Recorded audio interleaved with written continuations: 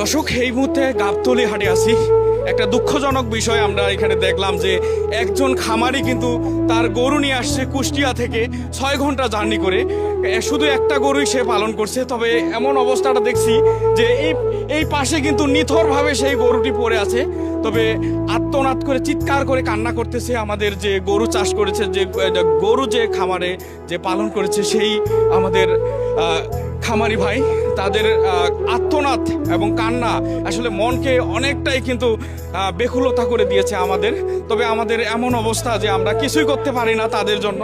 এই গরুটি দেখতে পাচ্ছেন, পাশে আরো গরু আছে দেখতে পাচ্ছি। ওই গরুগুলোও কিন্তু আসলে অনেকটাই এগুলোকে দেখে, কিন্তু এই গরুটাকে দেখে কিন্তু অনেকটাই কিন্তু সেও ওই বাকি গরুগুলোও কিন্তু কান্নায়, এবং যে গরুগুলো আছে সেই গরুগুলোও কিন্তু আসলে তাকে দেখে যে তারাও কিন্তু অসুস্থ হওয়া শুরু করে দিয়েছে। এই মুহূর্তে কিন্তু আমরা বৃষ্টির মধ্যে আছি।